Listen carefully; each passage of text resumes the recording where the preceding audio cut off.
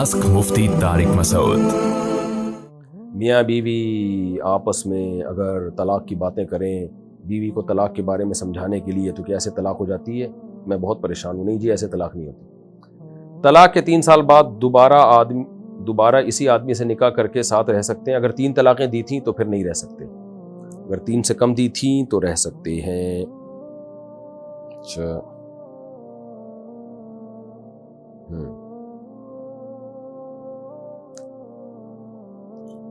वितर की तीसरी रकत में सूरत पढ़ने के बाद दुरूद शरीफ पढ़ सकते हैं। वितर की तीसरी रकत में दुआए कुनूत पढ़ना सुन्नत मुअक्कदा है। सुन्नत मुअक्कदा का मतलब है कि उसको छोड़ देना हरज है, गुनाह का ज़रिया बन सकती है ये चीज़, उसकी शरीयत में ताकीद है। वितर की तीसरी रकत में सूरत पढ़ने के बाद दुरूद शरीफ पढ़ सकते हैं। वितर की तीसरी रकत में दुआए कुनूत पढ़ना सुन्नत मुअक्कदा है। सुन्नत मुअक्कदा को छोड़ना ठीक नहीं है, तो इसलिए दुआए कुनूत सीखें। हाँ, जब तक नहीं सीख पाते या मुश्किल हो रहा है, बहुत बाज़ लोगों की बड़ी उम्र हो जाती है, फिर उनकी ज़बान पे अल्फाज ही नहीं चढ़ते, तो फिर कोई भी दुआ पढ़ सकते हैं। तो चूँकि दुरूद शरीफ भी एक दुआ है तो वो भी पढ़ सकते हैं। फिर अगर जमात से नमाज़ पढ़ते हुए बीच में वज़ू टूट जाए तो बाहर कैसे निकलें? पीछे काफ़ी लोग होते हैं, इनकी नमाज में खलल आएगा। कोई बात नहीं, आने दें खलल, आप निकल जाएँ, खड़े रहना वहाँ जायज़ नहीं है। क्या ज़कात एडवांस में दे सकते हैं? जी हाँ, एडवांस में ज़कात दे सकते हैं। कुछ दिनों पहले हमारे वालिद साहब को सीने में दर्द हुआ। हम समझे कि गैस का दर्द है, जो कि इनको पहले भी होता रहता था। हमने सारी कोशिशें की, फिर हम इनको डॉक्टर के पास लेकर जाने लगे तो इनका इंतकाल घर पर ही हो गया। अल्लाह ताला मग़फ़िरत फरमाए भाई। डॉक्टर ने कहा कि इनके अंदर ज़िंदगी की कोई आसार नहीं है। अब हमारे बाज़ रिश्तेदार हमें कहते हैं कि तुम लोगों ने अपने अब्बू के साथ ज़्यादती की और अगर जल्दी ले जाते तो अब्बू बच जाते, इसका कफ़ारा क्या होगा? कोई भी अपने बाप को नहीं मारना चाहता। रिश्तेदार मनफी बातें कर करके गम बढ़ाते हैं। ऐसे रिश्तेदारों को बोलो खुदा के अजाब से डरो। तो आइंदा ये एहतियात करें, कोई भी बीमार हो तो फ़ौरन डॉक्टर से रब्ता करें, खुद से फ़र्ज़ ना कर लें कि गैस का दर्द है। तो लेकिन जो हुआ वो हो गया, बस अब उसको भूल जाएं। आप कोई ज़्यादती नहीं की आपने। अब्बू के लिए तौबा इस्तिग़फ़ार करें, उनकी मग़फ़िरत की दुआ करें। आइंदा बहरहाल एहतियात करें आप। लेकिन जो रिश्तेदार इस तरह की बातें कर रहे हैं वो मनफियत फैला रहे हैं। लोगों का काम होता है तंज़ करना। एक तो बाप के मरने का गम होता है, ऊपर से ये इस तरह की बातें लोग शुरू कर देते हैं। एक गैर मुस्लिम लड़का है जो दिल से इस्लाम को मानता है और अल्लाह को भी मानता है, लेकिन इसने जाकर बाकायदा इस्लाम कबूल नहीं किया जान के खौफ से। अगर इसने किसी मुसलमान लड़की से निकाह कर लिया तो क्या इसका निकाह हो जाएगा? नहीं होगा, इस्लाम कबूल करना पड़ेगा। हाँ, पब्लिक के सामने इस्लाम अगर कबूल नहीं कर रहा डर की वजह से तो अकेले में कर ले, लेकिन ये अल्फाज उसको ज़बान से कहने पड़ेंगे कि अल्लाह मैंने अपना हिंदू मज़हब छोड़ दिया और मैं अब इस्लाम में दाखिल हो चुका हूँ।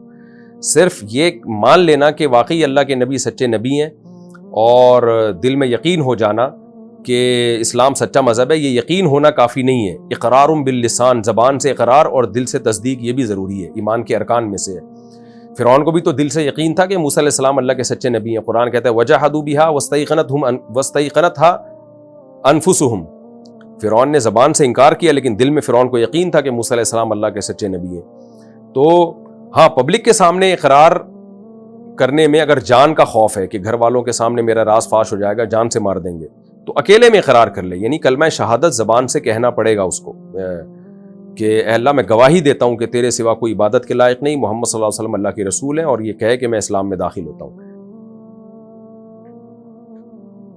तो अगर ये अल्फाज कहे थे, बेशक छुप के कहे हों, अल्लाह से कहे हों, तो फिर वो इस्लाम में दाखिल हो गया और उसका निकाह दुरुस्त है।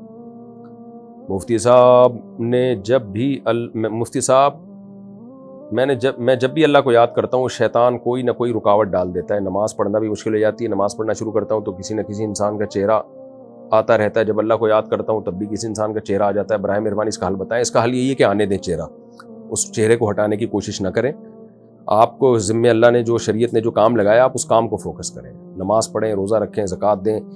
जो चेहरे आते रहें आने दें, इससे कोई टेंशन लेने का नहीं है। मोहम्मद तस्लीम अख्तर इंडिया से, शरीयत में बीवी को किस बात पर मारने की इजाज़त है और कहाँ पर और कितना?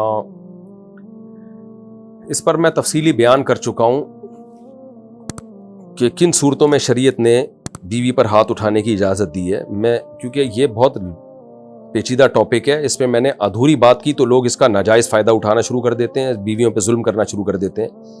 इस्लाम में बीवी पे हाथ उठाने को अच्छा अमल नहीं समझा गया है। नबी सल्लल्लाहु अलैहि वसल्लम ने पूरी ज़िंदगी कभी अपनी किसी ज़ौजा पे हाथ नहीं उठाया। हालांकि आपकी 9 बीवियाँ थी एक वक्त में, پھر بھی کبھی ہاتھ نہیں اٹھایا. تو بعض صورتوں میں بہرحال اجازت دی ہے شریعت نے. اب اس پہ میرا تفصیلی بیان ہے, آپ یوٹیوب پہ سرچ کر لیں, مل جائے گا آپ کو. اصل یہی ہے کہ ہاتھ نہ اٹھایا جائے, محبت کے ساتھ رہا جائے. وہ باندی نہیں ہے, لونڈی نہیں ہے, وہ آپ کی شریک حیات ہے, اس کو رسپیکٹ دیں آپ. لیکن بعض صورتوں میں بہرحال شریعت نے گنجائش دی ہے اعتدال کے ساتھ ہاتھ اٹھانے کی, کیونکہ سربراہ کو اگر اجازت ہی نہیں ہوگی کہ وہ اپنا حکم زبردستی منوا سکے تو پھر وہ سربراہ نہیں ہے. گورنمنٹ سربراہ ہے نا, تو گورنمنٹ کو یہ اجازت ہے کہ جب کوئی وہ ایسا لا جو ہمارے فائدے کے لیے جب وہ گورنمنٹ دیتی ہے, اگر ہم اس کو نہیں فالو کرتے تو گورنمنٹ کو یہ اجازت ہے کہ وہ پنشمنٹ دے سکتی ہے, سزا دے سکتی ہے. تو مرد بھی گھر کا سربراہ ہوتا ہے, گھر بھی ایک چھوٹی سی ریاست ہوتی ہے. تو شریعت نے مرد کو یہ اتھارٹی دی ہے کہ اگر آپ کے ماتحت جائز باتوں میں بھی آپ کی بات نہیں مان رہے اور اس سے فسادات ہو رہے ہیں تو حتی الامکان تو برداشت کریں آپ. سب گھروں میں سب کچھ اونچ نیچ چلتی ہے, لیکن ایک وقت آتا ہے اس میں شریعت نے پھر اجازت دی ہے, مرد کو یہ اتھارٹی دی ہے, وہ اعتدال کے ساتھ ہاتھ اٹھا سکتا ہے.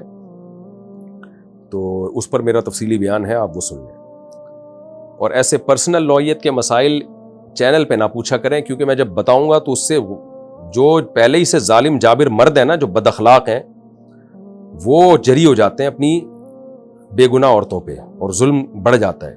کچھ مرد ویسے ہی جنگلی ہوتے ہیں, وہ گاؤں دیہاتوں میں بہت اس طرح بعض علاقوں میں ظلم ہوتا ہے, کوٹتے ہیں ڈنڈوں سے بلا وجہ ایک ذرا ذرا سی باتوں پہ, تو وہ اور جری ہو جاتے ہیں پھر ان چیزوں سے.